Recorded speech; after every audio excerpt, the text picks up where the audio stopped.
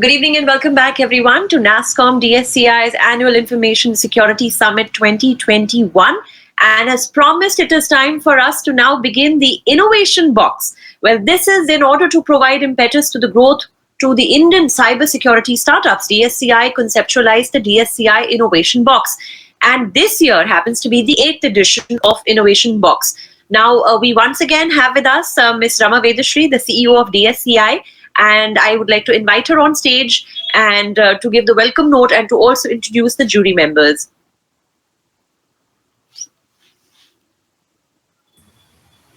Thank you. A warm welcome to everyone who's joining us in this edition of the Innovation Box, a very hotly contested award category at AISS.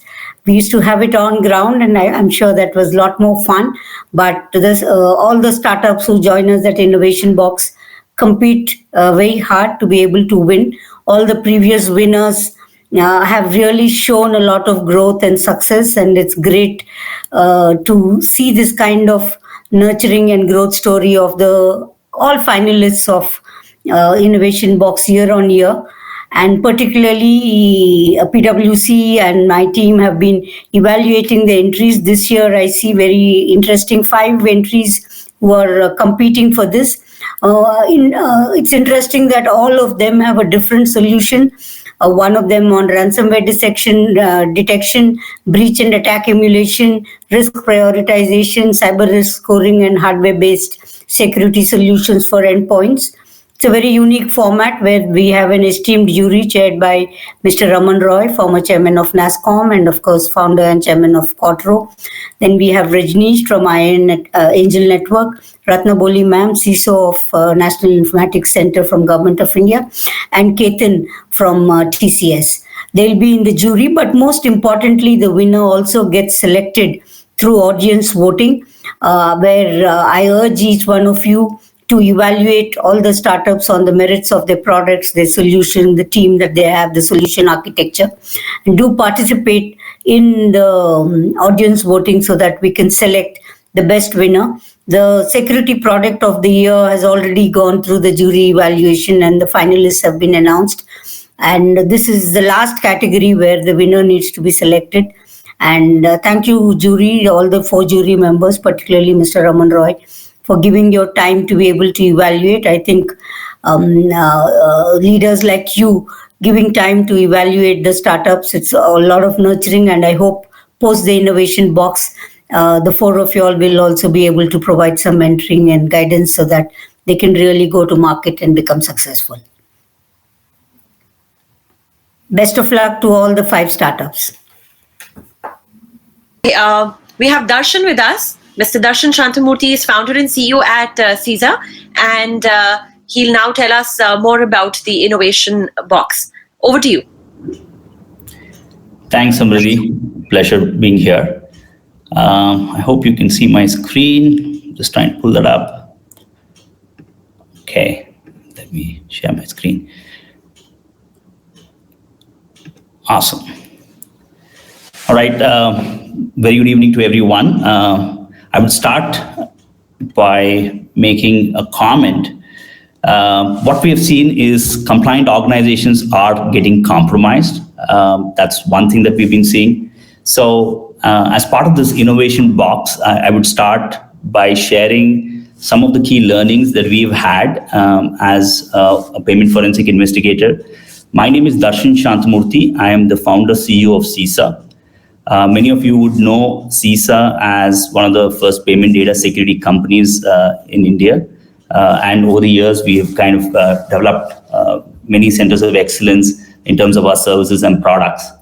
And being one of the top 4 global payment forensic investigators, we have always kept innovation at the center of whatever we've done. And I'm so excited to be part of this Innovation Box and looking forward to the various nominees, the finalists, and then of course the announcement. So all excited to be part of this. As part of this keynote, a couple of things that I wanted to share. Over the years, we've kind of done tremendous amount of innovation, but having said that, the key heroes in our cybersecurity world are the cybersecurity defenders the CISOs of organization who are in, who at the moment are at the hot seat trying to defend their network. So I'm excited to share a few thoughts on this aspect on how we as a community and the cybersecurity community need to innovate as we move forward. One of the key things that over the years, from the post-pandemic in the year 2020 and 2021, what we have seen over the years, over these months, I should say 24 months, we've done investigations for small organizations, larger organizations across the world, not just in India, mostly in the financial services, and of course in the associated world when it comes to information technology. And what we've observed is we kind of put together all these investigation results and kind of mapped it against 8 broad areas which was leading to compromises. First is of course how organizations were protecting stored data. And the second is about the network configurations, and third is of course how organizations have been kind of monitoring the entire ecosystem, detecting and responding to them. How organizations are actually at the end of the day managing their endpoints, and then of course some security hygiene like managing passwords and credentials, including multi-factor authentication, so on and so forth, and of course the security testing, and of course managing the cybersecurity strategy. So if you look at all these 8 broad areas which we've identified as a possible way in which organizations could essentially get compromised. And then you would see the blue line essentially is the cause of these cybersecurity breaches, which is typically the failure of meeting best security practices, which is directly resulted in a cybersecurity breach. And then, of course, you would see the red ones, which is what we call as contributed. And these are the areas which have actually contributed, coupled with other control failures which essentially happen. So this is what we are up against in terms of the cybersecurity, and drawing the base for using these forensic learnings for innovation is what I wanted to just share some statistics. And something that you would want to really keep in mind or notice here is the fact that the Log4j vulnerability, which has just got disclosed last week, is kind of very relevant in terms of the ingress in which all organizations are getting compromised, or most of them are being compromised. If you see the 27% cause of breaches, the ingress is always been through vulnerabilities, and we have seen that, and a number of investigators would also agree that the ingress point has always been either spear phishing, or vulnerable applications. And then the other point has always been about about the detection and response, which has been one of the key ways in which organizations are not able to kind of detect it on a timely basis, considering the fact that they are across, the environment is widely spread. So this is some data for us to chew on in terms of, kind of setting the stage for this innovation box. But for one moment, if you look at what is really causing these breaches, is because the growing challenges which is essentially faced by the real heroes, which is our cybersecurity warriors, or people who are actually defending these organizations, which is our chief information security officers. So broadly, if you look at it, these are the 5 key growing challenges which we've kind of put together here for our for our consumption. So first is, of course, the fact that there is distributed workforce across the threat surface. So post-pandemic, very few organizations have been able to do enough preparation for this kind of a thing, and then 20% of the organizations have kind of reported a security breach because of distributed workforce. And then, of course, accelerated cloud adoption has created its own set of challenges to the CISOs, because typically, the CISOs have been sandwiched between growing threat landscape and business demand, and then cloud. And obviously, as the way it goes, as the saying goes, the security is an enabler for business, and so business is driving the cloud adoption in a big way. And then we see a lot of misconfigurations, a lot of cybersecurity compromises happening because of cloud challenges. And then, of course, the great resignation wave has taken us all by surprise. and the prediction is that would continue, and chronic talent shortfall is kind of plaguing the entire industry across board. And 49% of the organizations say that they have kind of unfilled positions in cybersecurity divisions, which is one other challenge that we are as CISOs are facing. And then, of course, regulatory oversight, extreme amount of regulatory oversight because of the kinds of breaches that are happening. The regulators are obviously concerned, and rightly so, are intervening and asking for due performance in terms of cybersecurity. And then the insider threats. I've had a case in some of our customer organizations wherein people have come in and gone out without even meeting their peers or their managers for that matter. So that's been the real other challenge that we are facing, is the insider threats have actually risen about 47%. So you have got people inside your network who are trusted, so-called trusted networks. And of course, we've had a number of sessions around zero trust.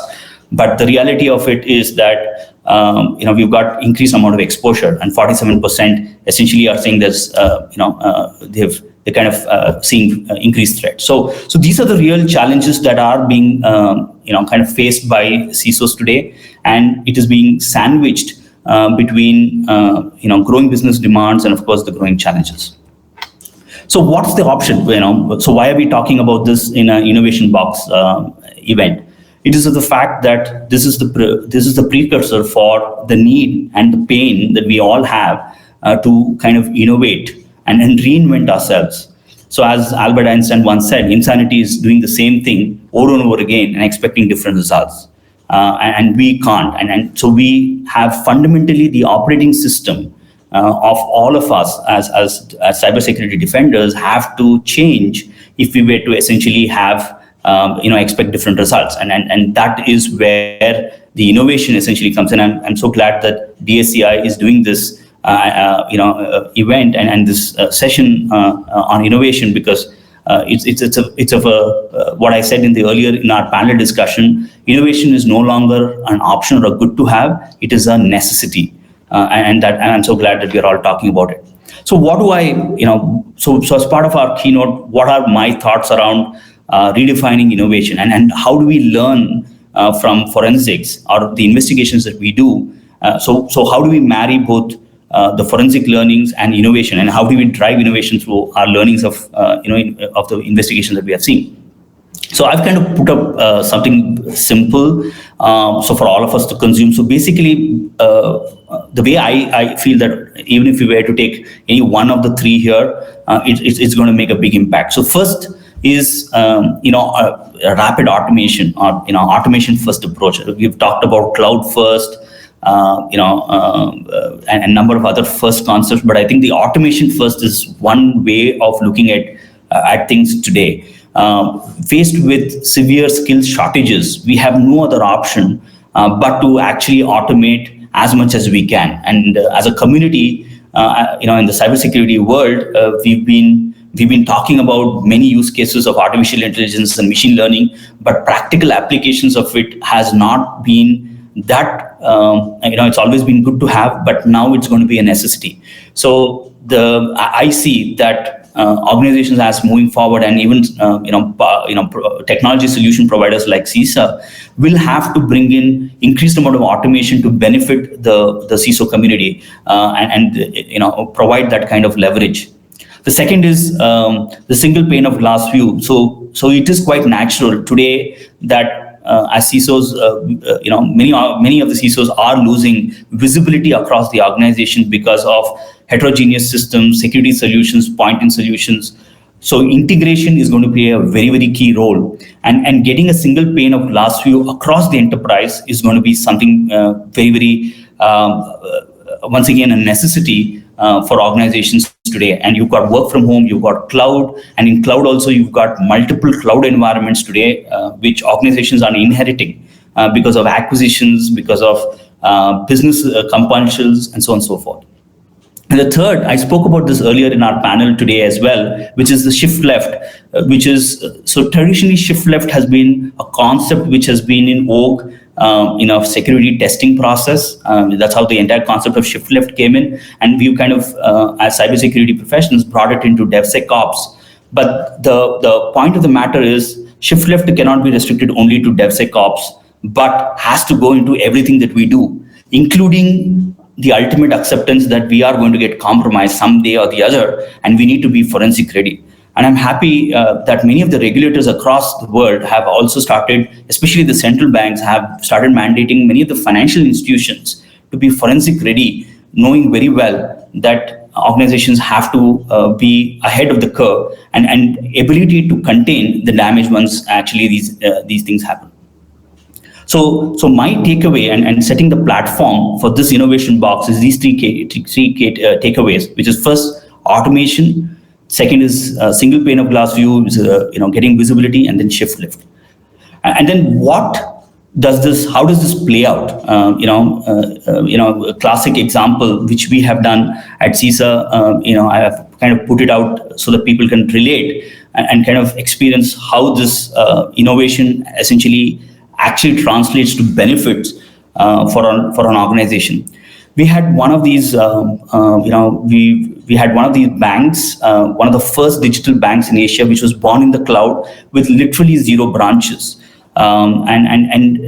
Entire workforce has never actually been at one place. They're all remote, working from home, and they were actually born during the pandemic. And the CISO of this founding team was grappling with 3 basic challenges. First, of course, is being completely on the cloud has its own challenges, and with people working remotely, the threat landscape is profound, right? And then, of course, regulatory, being in the financial world means at the end of the day, multiple regulatory compliances that essentially has to be met, and increased reporting. And of course, being being one of the first digital banks, their cost of operations and cost of customer acquisition is one of the lowest in the industry, which means that they have high potential business growth. And in fact, one of their entire deposits outgrew some of the traditional banks in the last 12 months. So the neck-breaking business growth. So this CISO is essentially caught between at one side, rapid business growth, demanding business, and then at the other side, increased amount of security. So innovation this is a classic case where innovation comes out and plays out.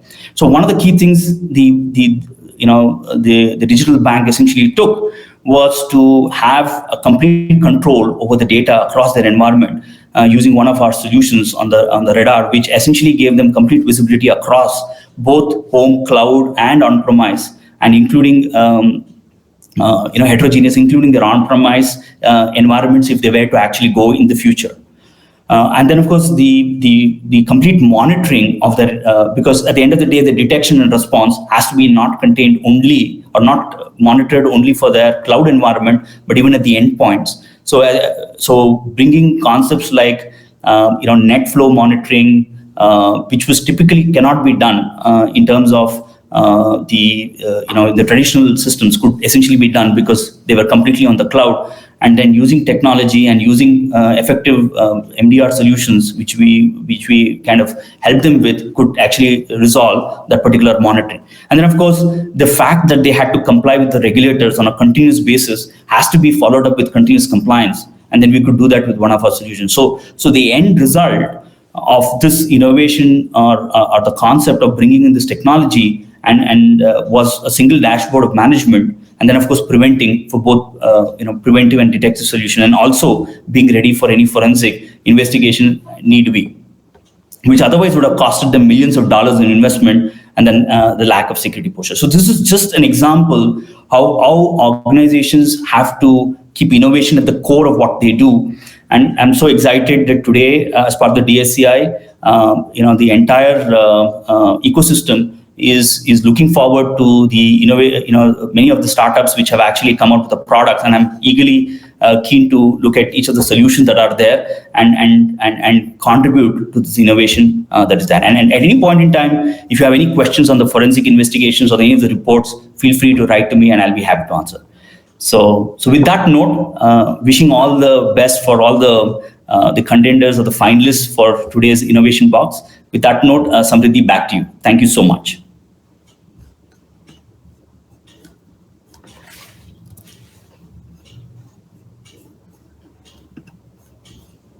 Well, thank you very much, Mr. Darshan, for talking to all of us.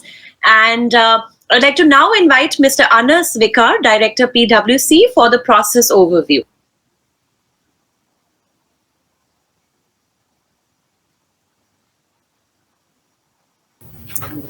Welcome, Anas. Over to you. Sure. Thank you, Samriddhi. A very good evening, audience, jury members, and participants. So I am Anas, Director with PwC. PwC has been a process partner to DSCI in the DSCI Awards since inception. So I will quickly run you through in terms of the process that has gone through behind this entire innovation box category. So I'll just take a few minutes in terms of explaining the process. So one thing is very important. I mean, we have the jury members. We need to have an active participation from all the participants also, because we have the votings being done by the participants. I will quickly share my screen. Just a second. Yep.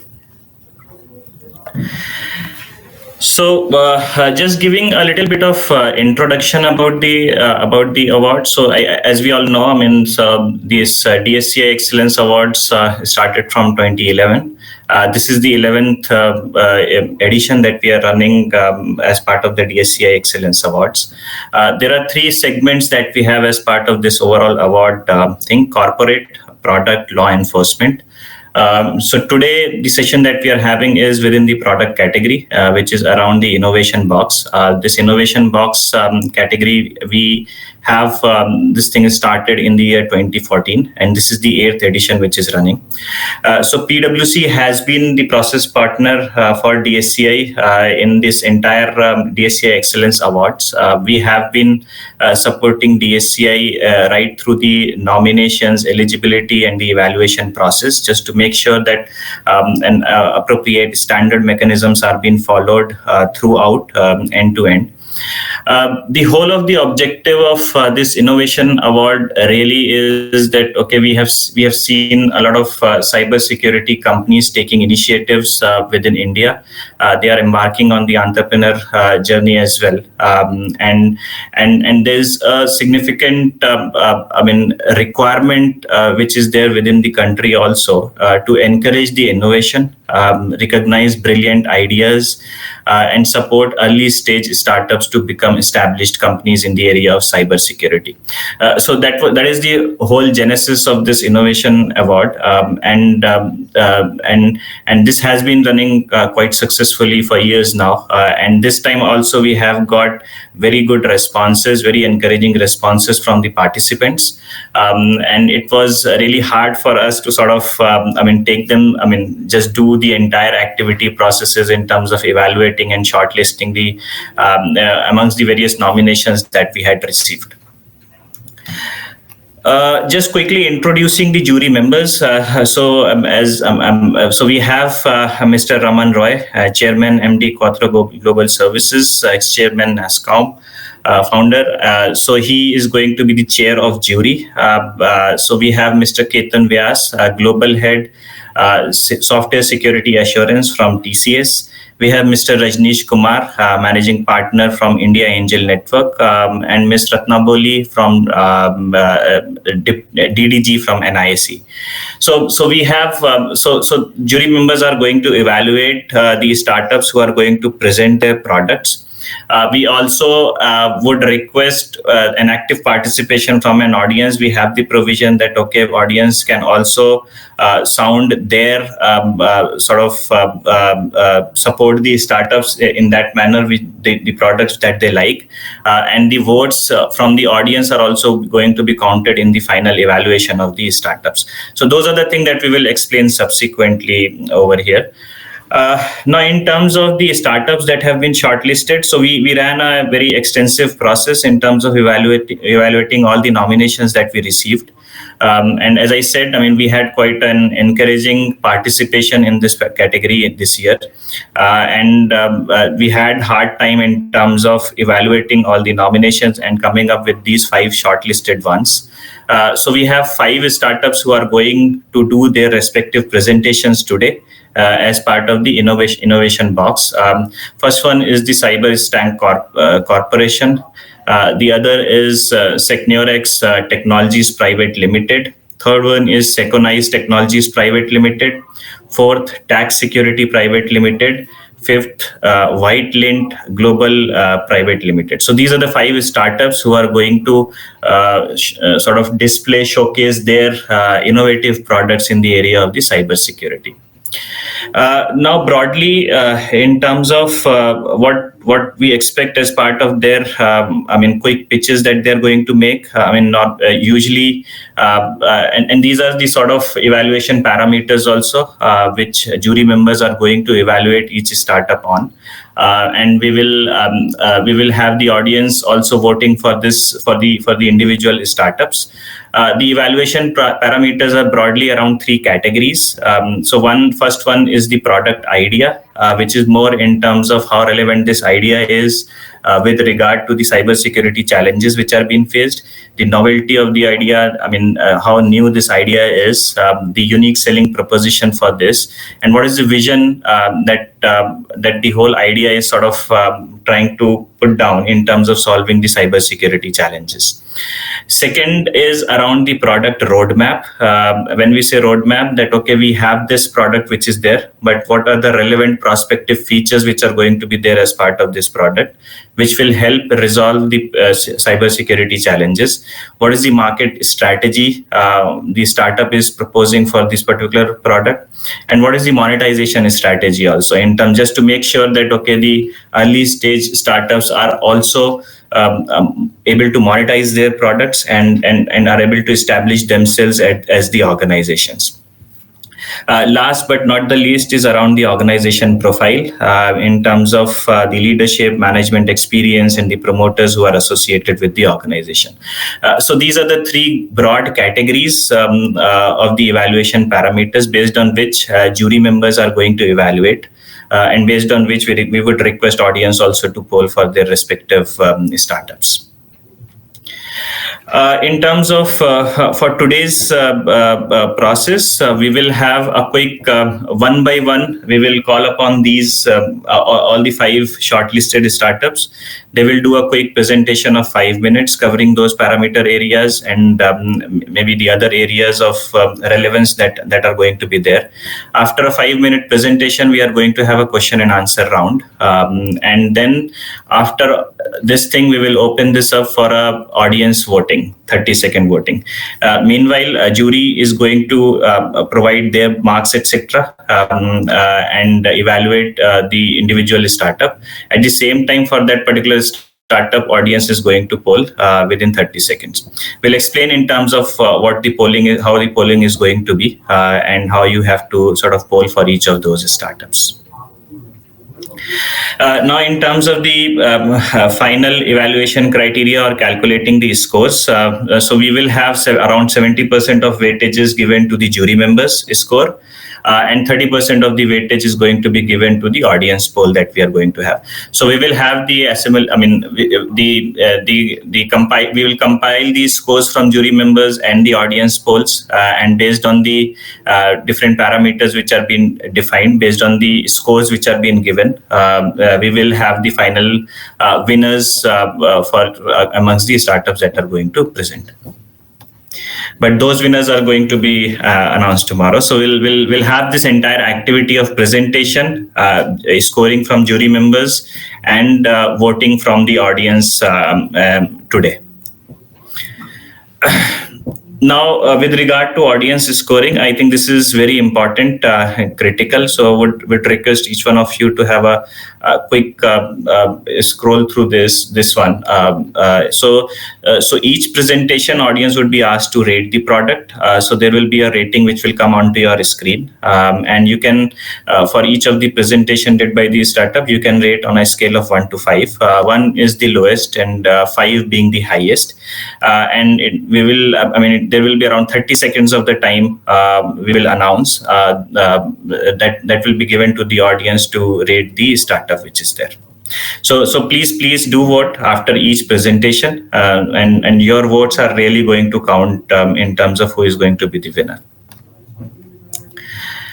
Okay, so what we will do quickly, I mean, before getting and calling upon these startups to present one by one, and we will have those presentations in the alphabetical manner. But before getting into those particular aspects, so we would just pause for a moment, take you through the scoring things, and we will have a demo poll also being done. So you can see on your screen, and we'll have the demo poll done. This will be demo. I mean, this will not get counted, so that you get accustomed to this particular polling. And to take you through this polling, I'll request my colleague Akshat to please come on stage and help the audience understand in terms of how to do the polling, and then probably we'll move on with the presentations. Thank you, Anas, for that presentation.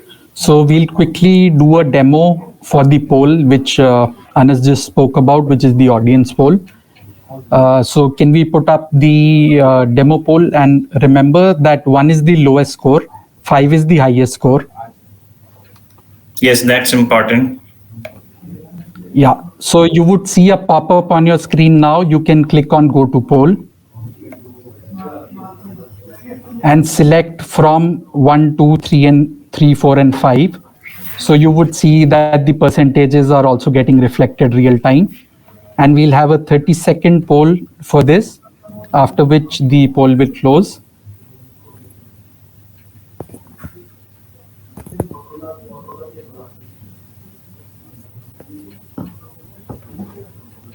So we can close the poll now. 30 seconds are up.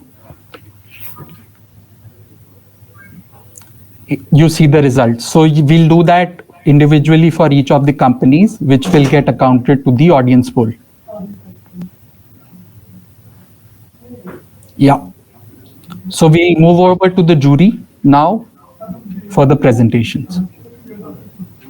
And I'd like to now invite on stage our jury members, starting with Mr. Raman Roy, the Chairman and Managing Director at Quattro Global Services, Mr. Ketan Vyas, Global Head Software Security Assurance, TCS, Rajneesh Kapoor, Managing Partner, India Angel Network, and Ratnaboli Ghorai Dinda, DDG at NIC.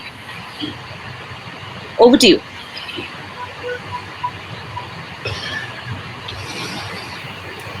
Thank you, Smriti. All of your jury is extremely excited and looking forward. We still don't have the full panel there. Okay, Ketan is there now. All of us are extremely excited and looking forward to the innovations, learn about the innovations, and all of you who made it to this level, you're already the winners. So what we will hopefully make an effort in choosing is the winner of the winners. And we are eager to hear what all of you have to present. Anyone else wants to comment? Rajneesh, Ketan, Ratna? No, really looking forward to the session, Raman, as you say. It's always good to see innovations coming out of our country. Yeah, there's only one thing. When you do raise money, we all want to invest in your companies. True.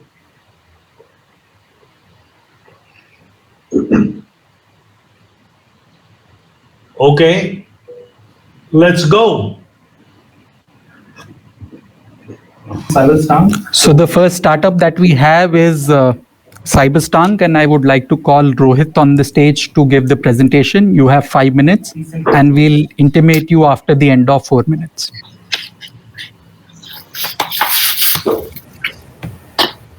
Hi everyone. Yep. So I'm just sharing my screen. Just a minute.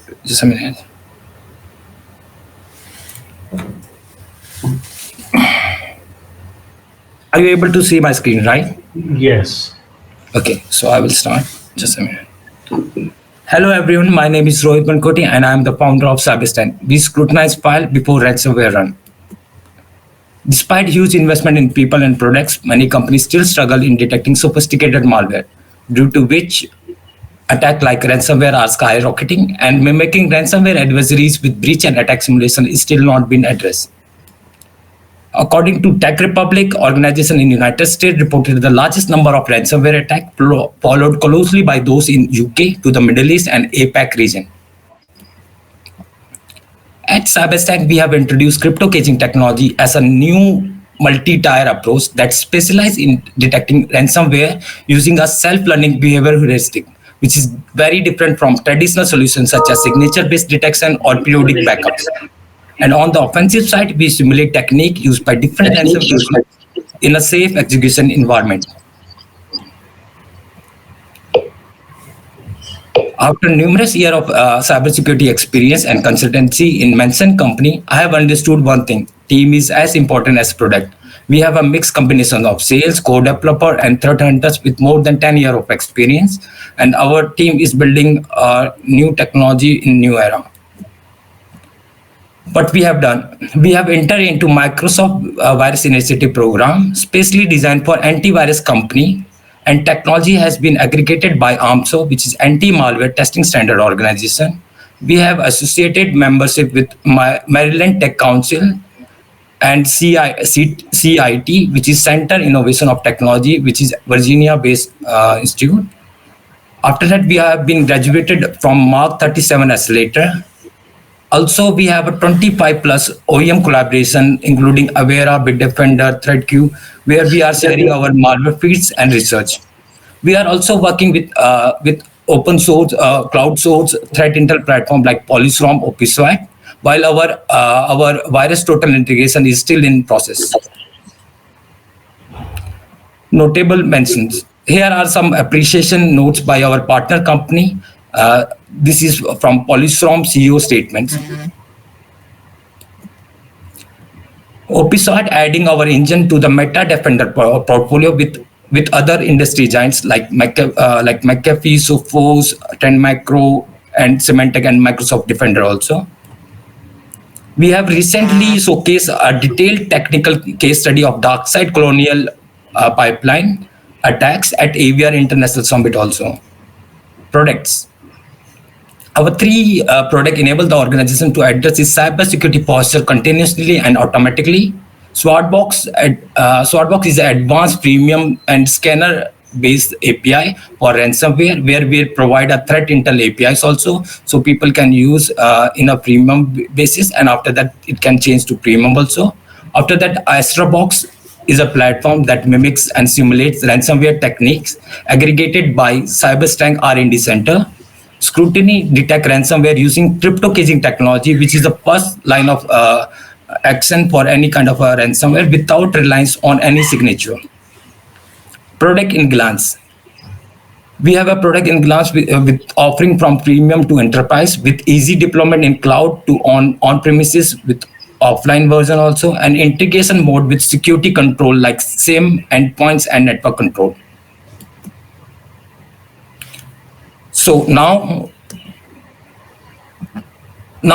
we will run our live DarkSide ransomware sample with a password protected file collected from the Malware Bazaar, which is an open source platform, and detection it by scrutiny engine at a time of initial download. So you can see the file also that has been detected here. Secondly, we will start working with a next case with the Hive ransomware, which is collected by 4 minutes are up. Format, and emergency routine is here to stop any kind of an encryption process. And you can see like from the process hacker that has been detected. Now this is our ransomware assessment and simulation test, which is the service to check and sanitize ransomware in a company environment by emulating a real-time ransomware attack. It is developed to help to cooperate, mitigate risk associated with the ransomware and identify gaps for increasing cybersecurity readiness. Ripex is a dedicated online ransomware detection platform with a premium scanner, threat intelligence API. In-house, we scan more than millions of files per month collected from 60 plus source. Up now till we have 10 million plus ransomware based IOCs and nearly 2000 plus TTPs used in ransomware campaign. While also we are sharing these threat intels with top security companies.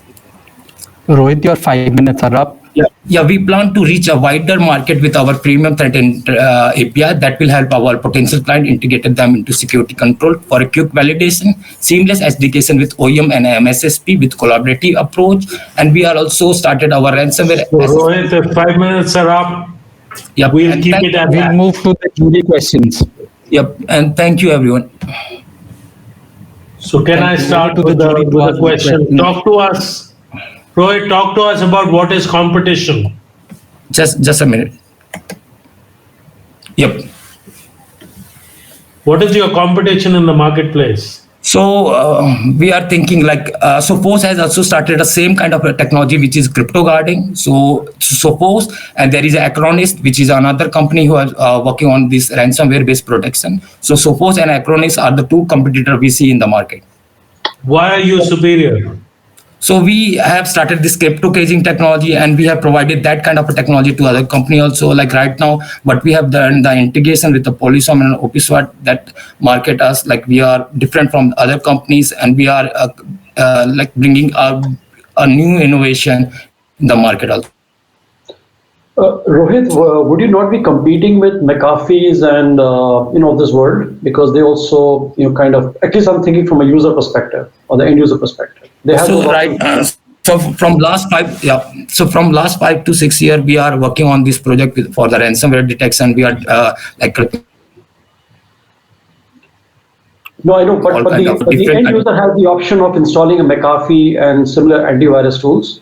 So are you not competing with those? No, actually we run parallelly with them, so we do not have to compete with them. So like many antivirus have a bypass policy, right? So where we can work as a crypto caging technology, so it will be working as a parallel to the antivirus. If antivirus fail to or bypass any kind of a ransomware, so we will be able to protect that thing. So we will be able as a second layer of protection in existing solution which have no antivirus. Okay. Maybe we can take another question from the jury. Yeah. Ketan, you're on mute.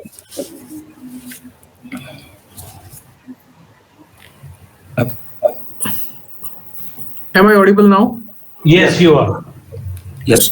So compared to your competition, where do you stand with price point?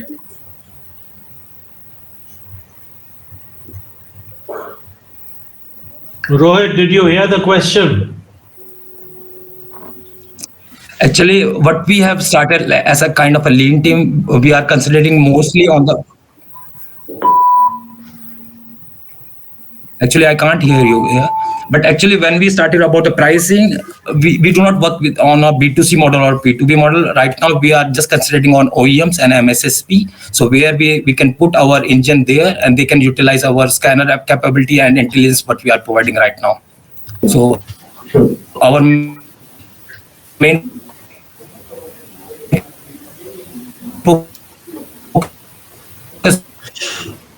So, Rohit, what does your, sorry, Ratna, you have a question, otherwise I have a follow-up question. If we can just restrict it to one last question, the 2 minutes for the jury round are done. You may go ahead, please. I think because I was talking about integrating with antivirus, which is partially answered. So that's okay. You could go ahead. So what does the future roadmap look like, Rohit? Where do you want to go? As a company with actually we want to stay here in the market till the ransomware.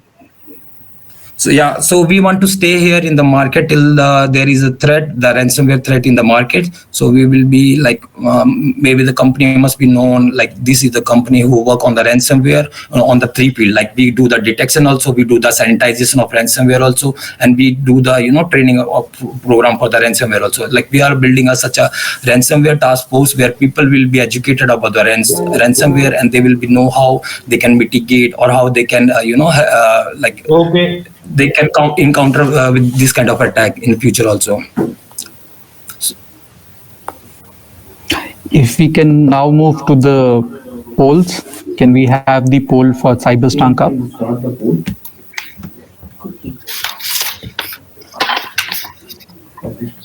We can poll now, 1 being the lowest and 5 is the highest score.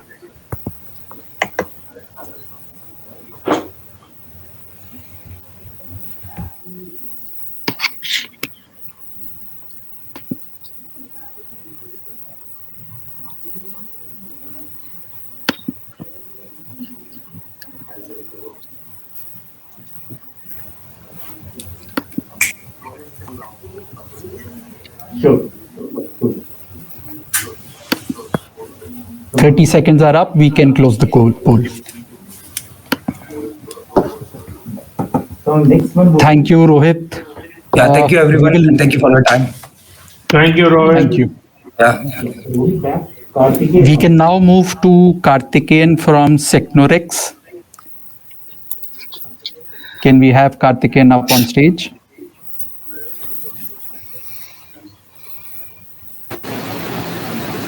Yes, Hi, Karthikeyan, over to you. Your 5 minutes start now.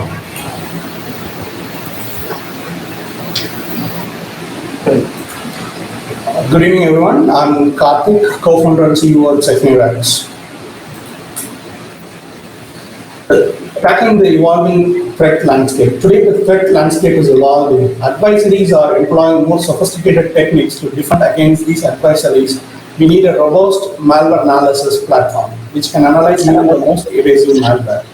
What we have built is a malware analysis platform in-house, which provides deep behavioral analysis of the malware and detect threats more effectively.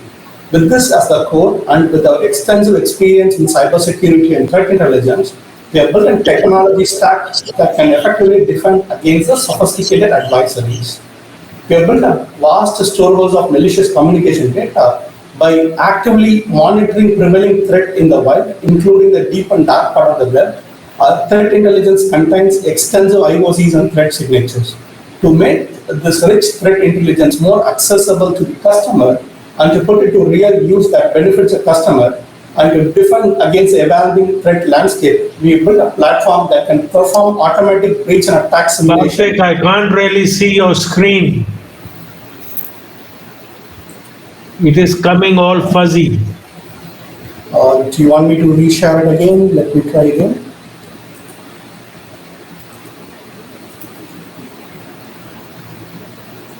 Is my screen visible now? Yep. So let me restart it.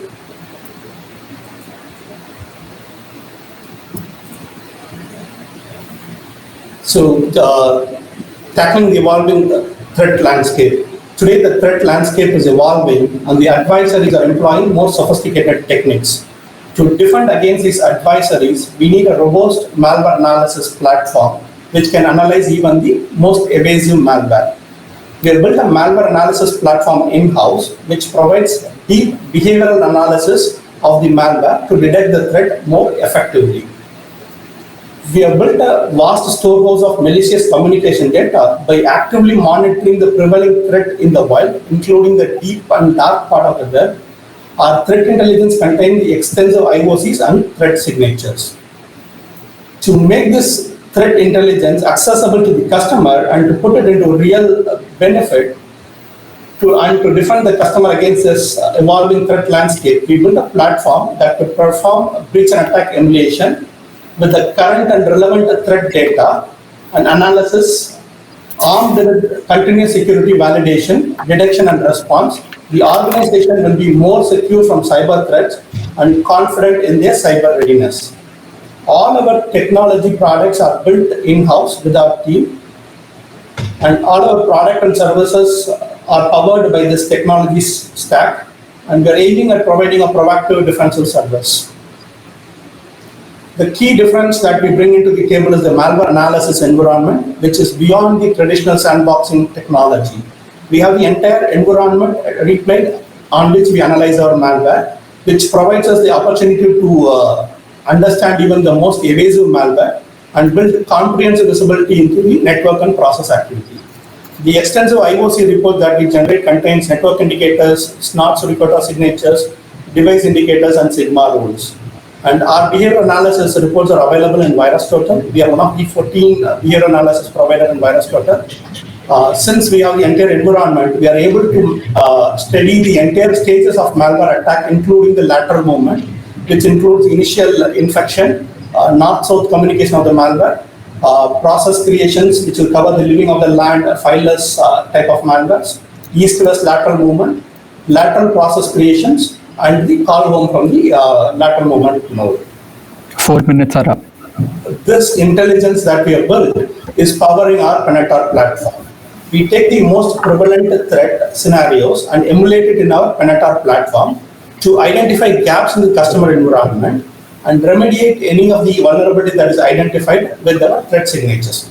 The whole process can be automated to repeat at a given frequency to provide continuous validation. Penetar provides a single centralized platform that gives visibility across the entire organization, across geographies and subsidiaries and business units. Penetar answers the question posted by CSOs: are we effectively protected against the latest threat that is active in the wild? The value that we bring to the customers include assessing the cyber readiness against a particular APT, checking whether your security controls on SIEM are able to block malicious files, process, and other events. 5 minutes are up. And our channels include direct alliances and affiliations. Our success story so far is one of 14 malware providers. We are actively monitoring malicious apps in the Google Play Store and report it to Google. Around 700 apps have been repeated. We are one of the only OEM providers in threat intel, and we have customer in North America and Europe. And I briefly touch upon the team. Our team includes myself, Bala, and Praveen with extensive experience. And our vision is to build a world-class tech organization that would cater to the cyber need of every enterprise, irrespective of its size, and to create an opportunity and spur growth locally. Thank you. Thanks. We can move to the jury questions, and the audience can pose their questions on the chat board. So, Karthik, have you done this? Sorry, please go ahead. Please go ahead. Yeah. Have you done a study on the false positives that your solution might be detecting? Yes, ma'am. We are constantly looking at the false positive and refining our algorithms based on it. We also compare our results against the standard, and that's how we minimize our false positive rates. I wanted to understand your business model. Is it a license? Is it B2C? We are a subscription-based business model. We work with the customer's current security need, be it a single run or be it a timely run or a subscription over a period to run it continuously. We work with the customer and provide this as a tool. Karthik, talk to us about your go-to-market. How do you find your customers? So our go-to-market strategy involves with our technical team working directly with the CSO organizations, partnering with MSS, managed security service providers, next-gen SOC providers, and also we are building our affiliations with industry bodies, academia, to work and take this product to the market. How old are you as an organization? We were founded in 2018, bootstrap. We can take one. I'm sorry? Yeah, Rajneesh, go ahead. How many customers do you have? And what's your revenue? Currently, we have a telco in North America. We are working with some of the MSS in India in a POC stage. We can take one question from the jury. So the jury is asking, how is your product different from a traditional sandboxing solution? Our product is different from the sandboxing because a typical sandbox involves one node on which where the malware is studied. whereas we have built an environment which would replicate a real-world scenario in an organization, which includes multiple nodes, active directories, mail servers, everything in that environment, and then we detonate the malware in that environment, which gives the malware the opportunity to attack it as good as it is attacking a real-world environment. So this gives the opportunity for the malware to do a north-south communication. Even if you want to enumerate the network, it will find the nodes along the sides. You'll be able to enumerate it, move lateral to a subsequent node, do a process creation on there, and then do a callback from that lateral to node. Karthik, if organization is following a zero trust networking strategy, how your product will fit in? So our product would provide continuous security validation, meaning like it'll emulate the scenario wherein if you have a malware already inside your organization, and if it is starting to communicate with its external servers, the entire scenario will get replicated. And we are also able to replicate the fileless malware attacks where there is no real file that is written into the disk, it's only the process creation. We will be able to enumerate the process as if it is getting created by a malware. Say, for example, if there is a partial command or a certain call that is made to delete the snapshots, we'll be able to enumerate it so that your alerts are triggered in your scene and your SOC team can really handle those scenarios. So is this a agent-based system or agent-less system? So this, so Penetar is a node-based system wherein we'll have one node in each of the customer's security perimeter. So that node will have Penetar on it. It need not be installed on every node in the organization. Only one node in every Penetar, every perimeter you have. And we also have a single pane of glass view from which you can manage all the Penetar instances across multiple perimeters. And it is also an automated tool where you can schedule it to run periodically, say it daily, weekly, or monthly, depending upon your current security need.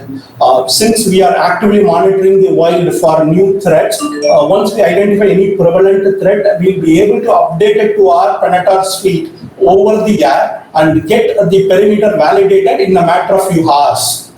Say, for example, if there is a variant of Maze ransomware, and we find that that is a newly cooking strain, we'll be able to send it to our platform and validate it at the customer end, whether they are protected against it or not. Let's move to the polls, please. Thank you. Akshat, while the poll is happening, can I ask one question?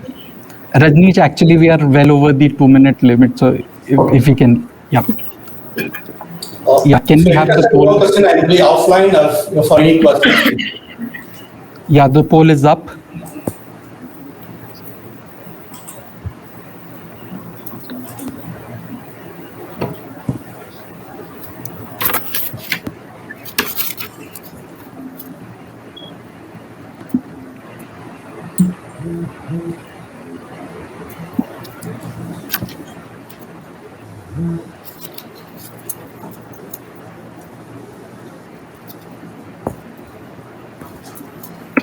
So 30 seconds are up. We can close the poll. Thank you. Thank you, Karthikeyan. We can now move to the third company, which is Seconize. Can we have Chetan from Seconize on the stage, please?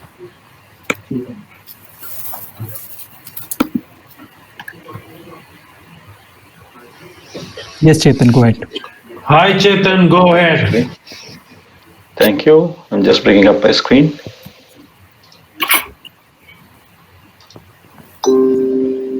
Are you able to see my screen? No. Not yet. No.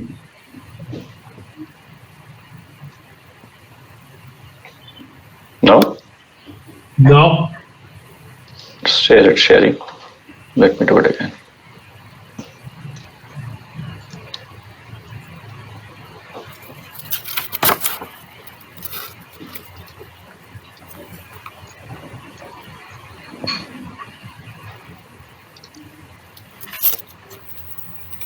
What about now? Yeah. Yeah. Okay, great. Let me start timer. Yeah, good evening, everyone. Good evening, audience, jury members. Excited to be a part of this Innovation Box contest. I'm Chetan Anand, the CEO and co-founder at Seconize. We are a 4-year-old startup based out of Bangalore, in India. And we were also recently part of the Cybersecurity Grand Challenge, to top 5 finalists in the Cybersecurity Grand Challenge as well. From our founders team, it is myself and Dr. Shashank Dara. Combined, we have more than 40 plus years of experience in the industry, worked with organizations like Cisco and Philips and so on. While we were working together at Cisco, that is where we came out to start Synchronize. I have an MS and MBA, and also Shashank Dara is a PhD in cybersecurity itself. We are a team of 15 members now and growing as well. From where we started, so this was in 2017, and what we looked around is that there was a lot of digitization that was happening. And if you look at it, COVID has accelerated the digitization process as well. And given that the digital assets percentage has increased in the organization, it's around 85% plus, which means this is a big aspect of cyber risk or the enterprise risk for the organizations.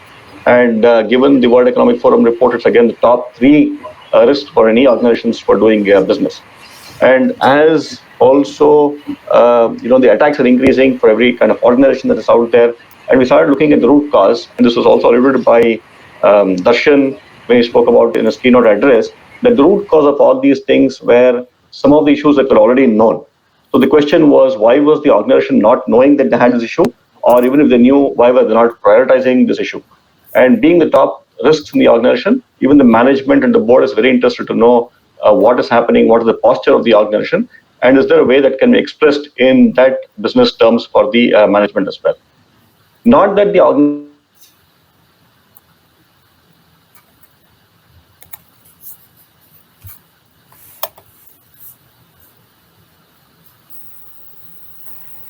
I suddenly lost the audio. I think we've lost the audio and the video. Video also. Yeah. We'll have to log back in.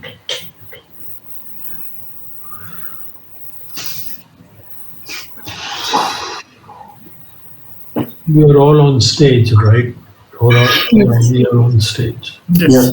No, I thought I'd use the time to talk to other panel members. But then I can't if the audience is there.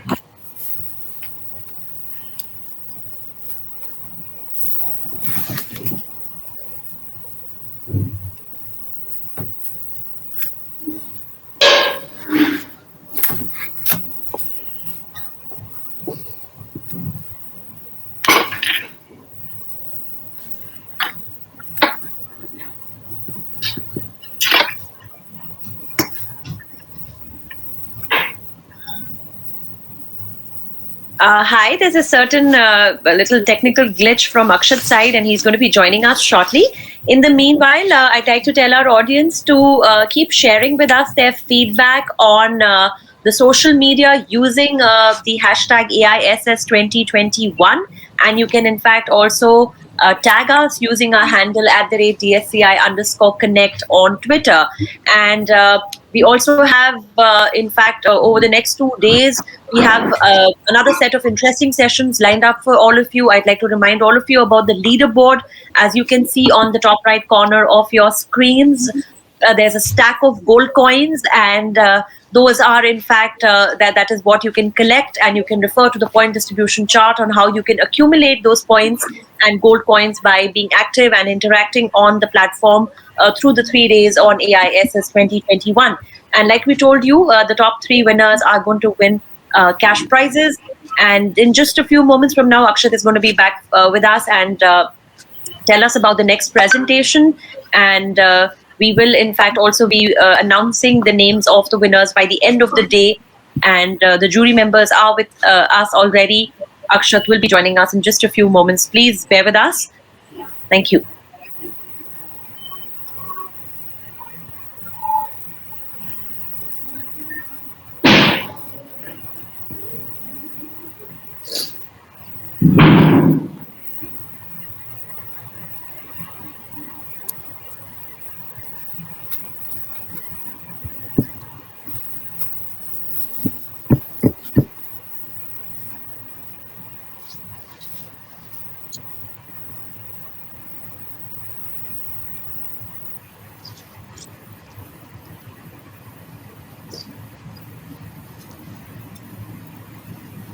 Next would be tax Yeah. security, and Akash is there.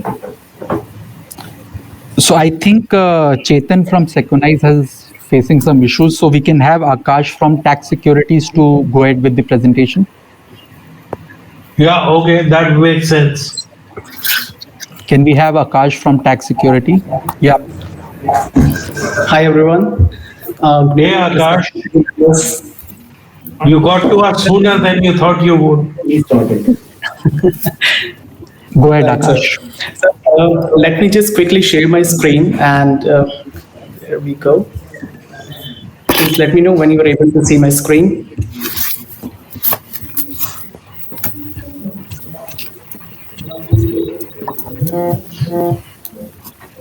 Okay. Is it visible? Yes, it's up. Okay.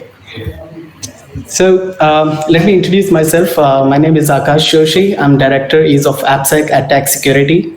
So we are the the future of risk and vulnerability management, and we are the Gartner peer inside Customer First company. So Tax Security's growth spotted on NASDAQ in 2021. Tax Security tripled out the business of vulnerability management in 2020 despite the COVID-19. And ESOF is a product which helps manage risk and vulnerabilities for a sensitive law enforcement firms and agencies in the United States of America. Tax Security is also hired by National Payments Corporation of India to assess all the UPI-based applications since 2017. Moving on to the next slide, there are the pain points that we have discovered throughout the industry, from the feedbacks from the CISOs, CTOs, and CIOs. These are the, I think, I just wanted to confirm if you guys are able to see. No, slides did not move. Okay, let me quickly skip to the slides. Please let me know if you're able to see the slides. Yeah, we can. Yeah. Okay. Right. So I will just skip to the main slide I was just talking about. These are the pain points that we discovered in the market, which are. Please, are you guys able to see my screen now? Is it visible? All the screens are shared? Yes, Akash, go we are ahead. able to see pain point slide. Okay. Sure.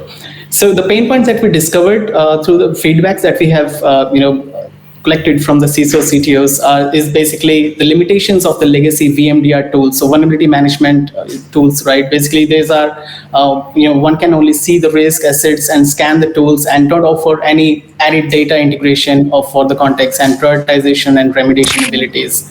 And another thing we discovered is, not knowing the top vulnerabilities and vulnerable assets in your environment.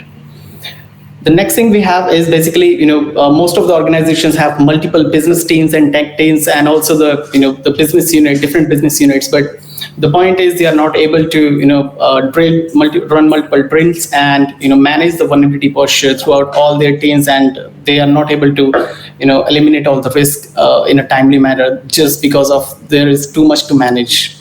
And lack of integration, so inability to have your own complete view in one platform that increases the remediation time and risk. So no consolidated view of the cyber risk, which is also similar to, right, you have n number of tools and you have multiple platforms to look into for the cyber risk scores and the vulnerabilities, but that is kind of like, there is no consolidated view where you can have a eagle eye view of each and every aspect from a cybersecurity point of view for your organization. So that is where ESOF comes into the picture. ESOF, it stands for Enterprise Security in One Framework. This is how your basic structure looks like when you're not using ESOF. You have multiple tools, vulnerability assessment applications, and there is a bunch of data from the 5 key matrices that we have discovered. It's like applications, infrastructure, people, incidents, and GRC. And this is how, when you're using ESOF, the whole structure looks like, right? It helps you out to provide a risk for the overall organization's risk score, and you helps you out to prioritize the analytics and the remediation playbooks to helps you out to patch the vulnerabilities, and also look into the things which to helps you out to prioritize and get you to the right direction. So how basically ESOF actually works? we have multiple tools to do the analysis, right? AISS allows a single risk view of the completed IT stack. So you have a bunch of tools to create everything under one roof, and you can have a bird eye view that what exactly is going on in your cyber risk posture for the complete organization. We have multiple data onboarding, so there is a large amount of data that you have, the vulnerability data, throughout all your assets. So with AISS, you can now seamlessly view, prioritize, mitigate all in one place. So when we talk about multiple business teams and tech teams or either business units, you can maintain all your assets from one space and update all the teams collectively using AISS. When we talk about the prioritization, AISS helps you in prioritizing your vulnerabilities and vulnerable assets by the severity, enabling you to mitigate the effortlessly all the vulnerabilities within the timely manner. So remediations, basically, we have a kind of like a remediation playbook which helps all the organizations. While you onboard your assets, you have the multiple vulnerabilities, so you can select which remediations apart from the general ones will work for you as per the environment that you have. 5 minutes are up. Okay, so these are just a few key metrics. I will just skip through that. And the cyber risk score, that is what I've been talking about. You get so Akash, talk to us about how you get your customers. So we are already in the market, and there are, we have more than 50 plus customers in the market, which are over here, but also in the US market as well, as we are also working with the governments, and NPCI, as I said, is one of our largest customer in India. And also we're working with Reliance. There are a few other customers I can name, but yes, we are already there in the market. We have the presence, and there are a bunch of customers. How do you get your customers? So to get the customers, basically we have the complete sales and marketing team who are, who approach the customers basically based on what exactly the pain points they are facing. We offer them what are the services that we have for the product. If it fits with their requirements, we go ahead with that. And if they have any different requirements, it depends on if we can fulfill that or not. We can customize the product accordingly, and then we can go ahead. Akash, who do you compete with?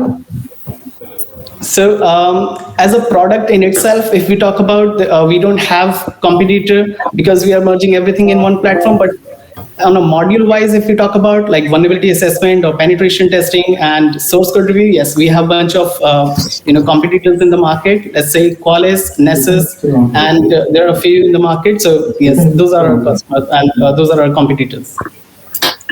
Akash, you mentioned, broadly, there are several vulnerability management solutions, and you mentioned a few of them. You talked about remediating. So how does your remediation work vis-a-vis the availability of the service post the remediation? Because that is the basic challenge. So, ma'am, the tool basically, it helps the organizations when we apply the patches, when we do the remediation, it does the auto remediation, auto retesting of the same vulnerabilities again in the environment. And also in the same manner, if there is a exception or something, then our InfoSec team also comes into the picture, who can provide them, if they have any business dependency or either there is any version conflict is over there, they can provide them the tailored remediations as per the environment, which the remedies which will fit in the environment for the customers. And how large is that InfoSec team? So we have 50 plus people in the InfoSec team who are working on this. Okay. Ketan, if you have... Sorry, Ketan, go ahead if you have a question. Yeah, so want to understand the licensing model for the product? So the licensing model basically works on the number of assets. It depends on like how many number of assets you have. So we have different variations of the license depending on that. Okay. And apart from the licensing, do you also, sorry, go ahead, Ketan. Go ahead. So just an additional question, that's an agent-based license? No, currently it's the platform is totally SaaS-based, but yes, the agent, it is already in the roadmap. So within a month or two, we are also launching the agent-based system as well. Okay, thank you. How much of your offering beyond the license fee that you're charging is services, which is, your InfoSec team, which is offering what kind of efforts they're putting in? So I'm trying to understand your product services split. So basically, the InfoSec team plays the most of the role in when it comes to the manual pen testing. Right. So if somebody is asked us to perform a manual pen testing for their applications or their infrastructure, and even if we can talk about the ISO audits as well. So even the ISO audits and everything can be driven through the platform. But if there is any in-person requirement is there, then our InfoSec team comes into the picture in those sort of scenarios. Okay. Can we take one question from the audience and we can move to the poll? So there is one question: has ESOF been able to identify and remediate log4j vulnerability? Yes, definitely. So ESOF has a feature which calls, we call it threat intel. So it connects with NVD and also, gives you the insights on the zero-day vulnerabilities. So yes, even there is a feature on top of that which actually superimposes all that data throughout the vulnerabilities that are discovered in your assets, and it can highlight which other assets in your environment can be vulnerable to these relevant vulnerabilities.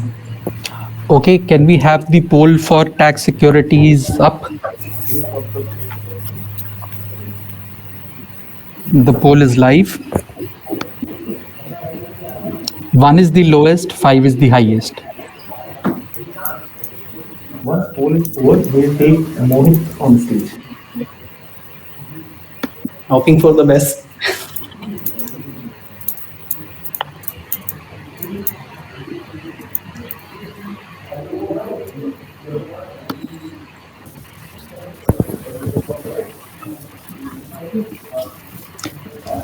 "30 seconds are up. We can close the poll. Thank you. Thank you, Akash. So we'll move. Very few people voted for TAC. Yeah, they got less than. There were 30 votes. Yeah. Yeah, there were 30 votes. Everybody else had at least 40. Okay. So encourage the audience to participate, please. So we'll move to the next presentation. We have Dr. Mohit from Whiteland. So if we can have him on the stage, please.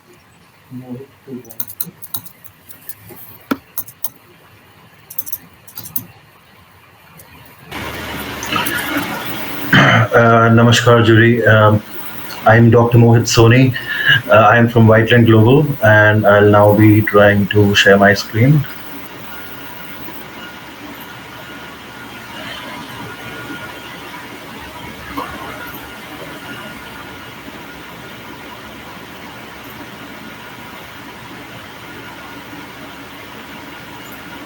Yeah, hi Mohit. I'm having trouble. Just give me a second, please.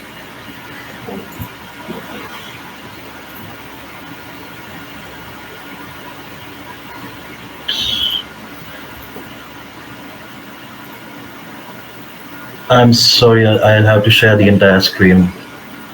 Yep. Is my presentation visible? Yeah, go ahead. Right. So go into presentation mode, Mohit. Sure. So can I start? Right. Right. I'll be talking about wafer today. You join from the phone. I'll be talking about wafer today. We at Whiteland Global Private Limited, we are trying to push the envelope. We've begun with a product line which doesn't already exist in the market, and we are pushing the boundaries in terms of not just network security, but also network investigations, network forensics, and cybercrime investigations. And those are the services that we are also providing at our company. We are Whiteland Global is a parent company, and there are 3 subsidiaries already. We are largely, well, each of the subsidiaries focuses on one different aspect of cybersecurity, be it training, be it academic consultation, or be it R&D projects, which we undertake for various organizations and conduct them here in-house. When we talk about Wafer, let's first have the first look of Wafer. This is a single hardware-based augmented firewall. It's an endpoint security solution, and its salient features are on the screen now. It's an endpoint security solution which derives its motivation from the user directly. Now, when we were planning this solution, we started to look at the problem of cybersecurity from the point of view of a user. And we came up with this B2C solution directly, where a simple plug and play device has been introduced here, which can be plugged into all the critical systems inside any given network of any configuration. And this product then promises 100% guarantee that your system can then not be penetrated. In order to do this, we first identified the kind of attacks that a user will face. That led us to 3 different variants of Wafer.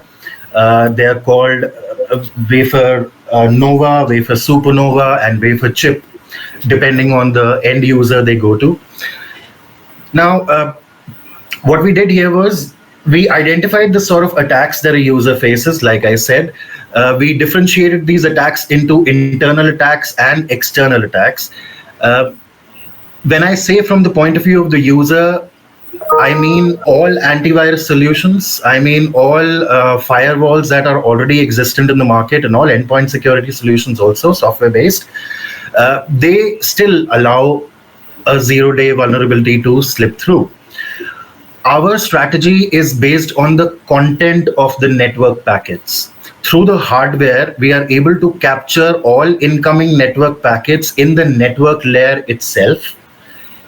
Through kernel inserts, we are calculating content-based characteristics of these network packets, and over a research that has lasted for almost 3 years, we've been able to create a data library with identifying features of all known malware samples, in fact, all known malware families.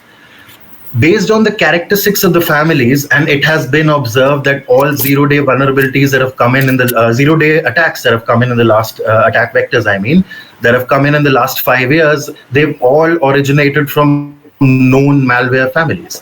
We've identified 6,000 malware families, and we've identified their characteristics based on their contents. We are using this as our decision 4 maker. minutes up.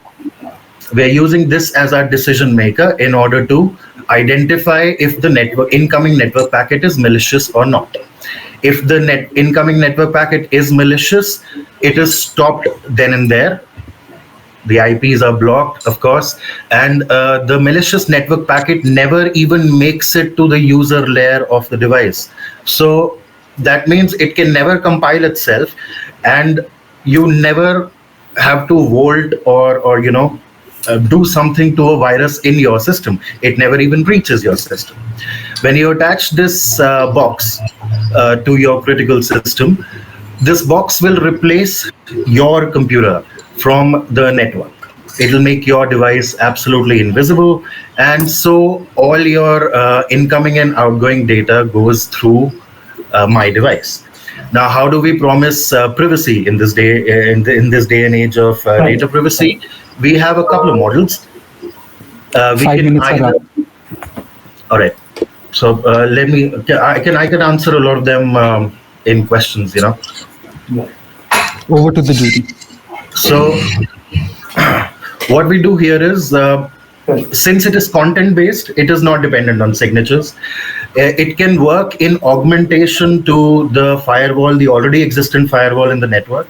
It can also work against that disgruntled ex-employees, the people who try to attack from the inside. Internal attacks can also be fended off through this method. It goes a step ahead in inculcating incident responses. Yes, sir. Mohan, tell us about who's your competition. All right. Sir, in terms of a hardware-based endpoint security solution, I have no competition. This is the first device of its kind in the world. Globally. globally as well, there is absolutely no device, no hardware-based augmented firewall that is currently existent in the market. Currently, I'm in the stage where I am sending across free boxes to a lot of international and national business houses, and I'm collecting proof of concepts from them. We already have a few proof of concepts from AISS Bank, where version 1 of my product was rolled out, and that is meant exclusively for ATM security. Version 2 of my product is meant for a regular user, and it will be pitched out to the customers directly. Version 3 of my product has an added feature, which is something that I was getting onto. We've automated incident response. By that I mean it automatically in real time captures all incoming artifacts of the attacker and the location of the attacker. 2 minutes. You have only 2 minutes to answer questions, so I'm hang on. Right. There are other questions coming. Yeah, Mohit, who has certified your product? Sir, in terms of certifications, we've for version 3, there is aspect of counter penetration as well in that, for which we have sent boxes to the ACG directly, end users. So I'm getting proof of concepts from end users. He's not talking of proof of concept, he's talking of certification. It's a patentable technology. So as of now, I have been granted an Indian patent, and we've applied for a US patent also for this thing. And in terms of certification, well, I haven't really gone to an organization as such. I'm going to end users first in trying to build a business case. And of course, for certifications, whatever is required, I'll be going to them then. So at the moment, you have no revenue, is it? Sir, we are less than an year old, and we've been based around this product itself. We started around this product itself. Yeah, we have other revenue generations from the other subsidiaries. So we have other revenue generations from the other subsidiaries that we've opened up. But a lot of the traffic, a lot of the traffic that you would be encountering would be encrypted today.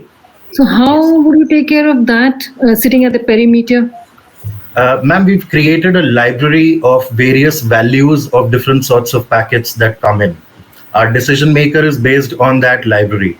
We've been able, let me go step. We've been using entropy of content, entropy of packets as a measure of calculation, and we found marked changes between encrypted packets and malicious packets and PDF packets, and very similar files, similar packets. So we've gone up. It is based on our data that we've collected, the library of data that we've collected, and we've been able to differentiate between encrypted and malicious packets. We can have one final question from Rajneesh, and we can go to the poll. I'm just trying to understand your network topology. I mean, where do you place this box? And in the context, especially of today, work from home, because we're talking about perimeter here. What happens if the machine is off perimeter? Can I please request for an extra minute and go back to my slide, because it will be best. We have to wrap it up. Okay. In the presentation, I actually had a diagram where we can show that where I can place the device in any. It's okay. You can explain it. You don't have to. Okay, let's say that you are in an organization which has 50 users, 50 different nodes. In the 50 different nodes, it is identified that 2 or 3 of them are critical nodes. Now, these critical nodes could be in any configuration in the network.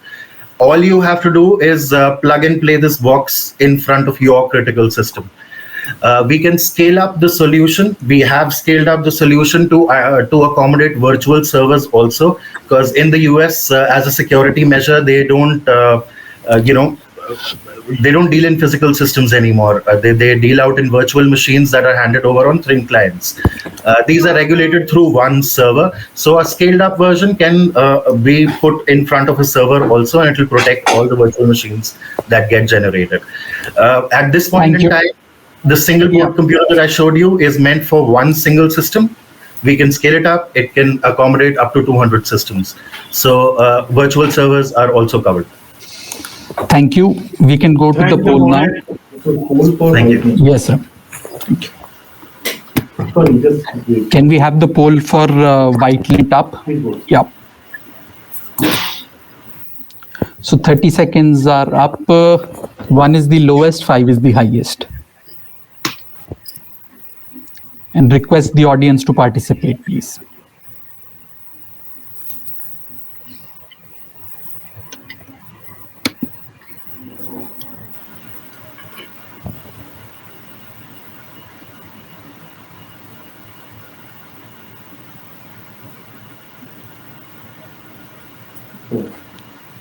Even 30 lower. seconds are up. We can close the poll. Thank you. So with that, we will move to the last presentation. Can we have Mr. Chetan from Seconize on the stage, please?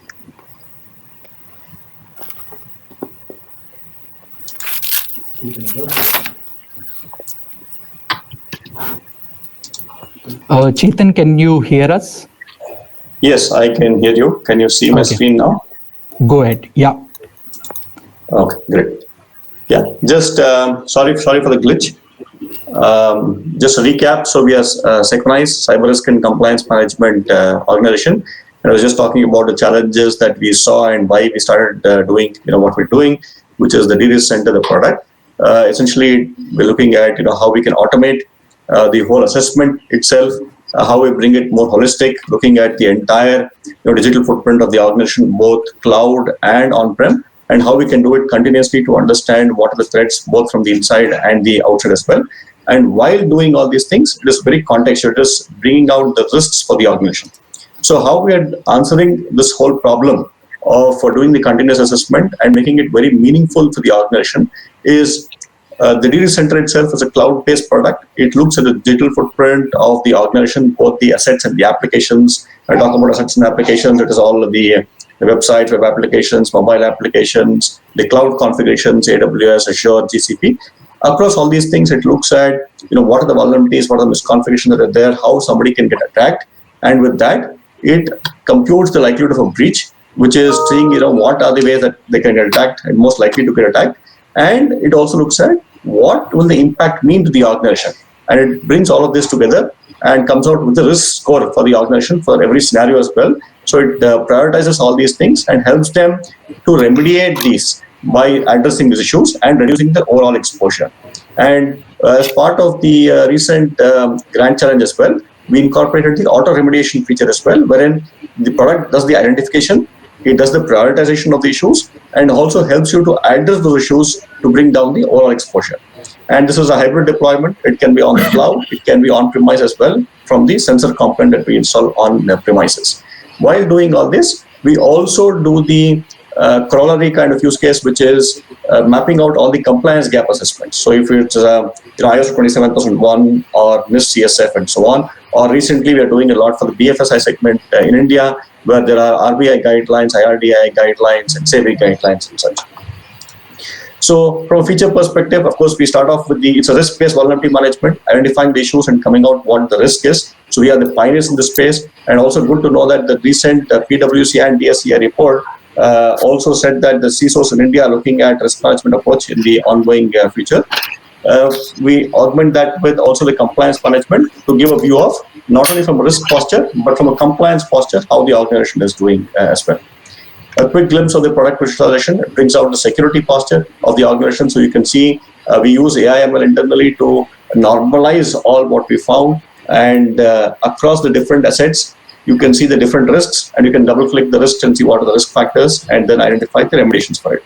From a compliance management point of view, this is a 27001, the different categories, the different subcategories and controls. It gives you an automated compliance gap assessment report as well. You have another minute. To the market. Thank you. So from how we go to the market, we license it as a subscription model based on the asset type and the asset count, and we do a continuous assessment. Because risk is a little complicated topic, we also help our customers understand what the risk is by also consulting with them on a fixed hours per month. Add-on module is the compliance module, where we have around 15 plus compliances that is supported in the product. The big advantage is that we're cloud, we can get started very quickly and then start assessing for the organizations, immediately bring down their exposure as well. So we focus mainly on the identify phase of the cybersecurity whole chain, which is where we can identify early, we can identify often, and reduce the overall exposure. By following a risk management approach, organizations, have seen benefits of 80% or more, reducing the risk in the organization. From a recognition point of view, we are recognized as one of the top 5 cybersecurity startups of India, part of the recent Cybersecurity Grant Challenge, and also the winner of the Karnataka Elevate program. Our customers are trusting us. Our main focus now is in the BFSI segment, where we help them identify the risk and manage the risks, and also give them mappings onto all the regulatory requirements from the RBI perspective. Yeah. So over to the jury. Yeah.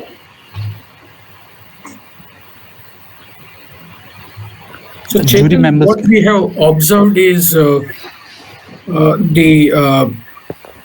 the known or very popular products, they fail to solve the problem of false positives. Your product being a completely automated, how you are dealing with that problem? Yeah. So from a false positive perspective itself, we actually... Chetan, you can stop screen sharing.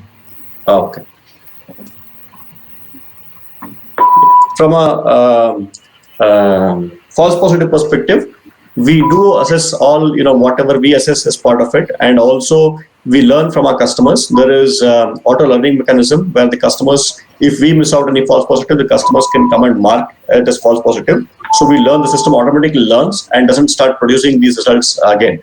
And once we learn over our customers, this is what is fed into the product. So they start seeing lesser false positives when they see, and we have seen 99% plus results are accurate. So we don't show false positives to our customers.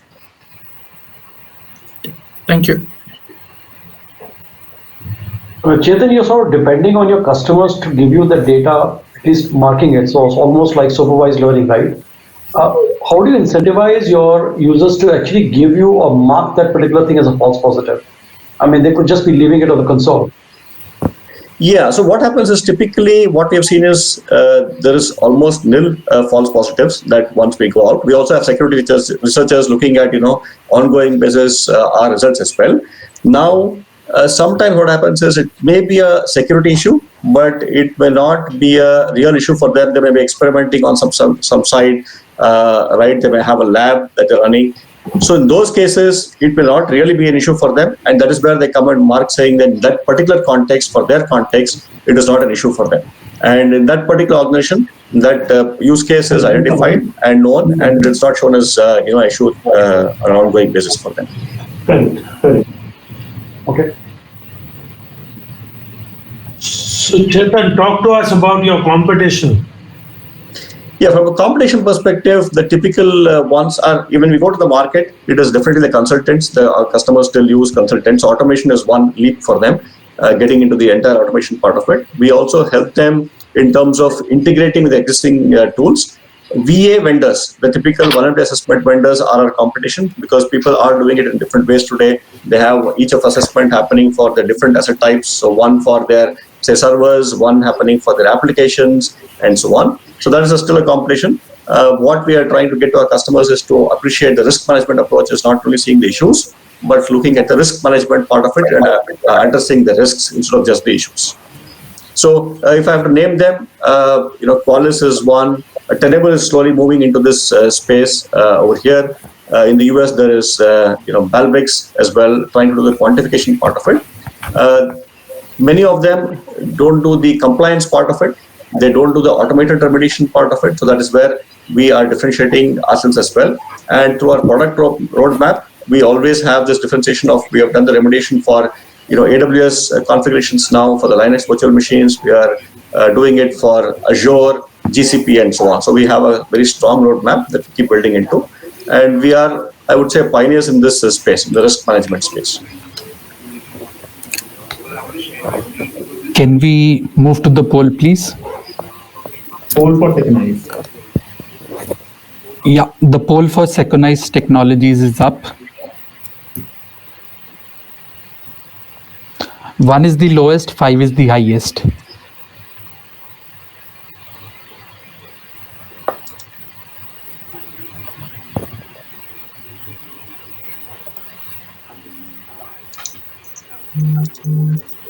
Audience, please participate. 1 is the lowest, 5 is the highest score.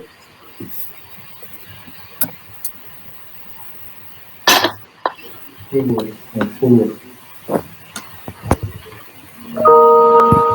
30 seconds are up. We can close the poll. Thank you.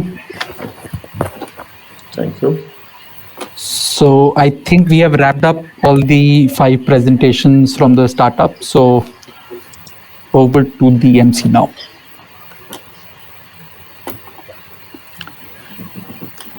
Yeah. So after this. So request the jury members to join backstage. We will do the compilation of the score now. And thank you very much. Samriddhi on the stage.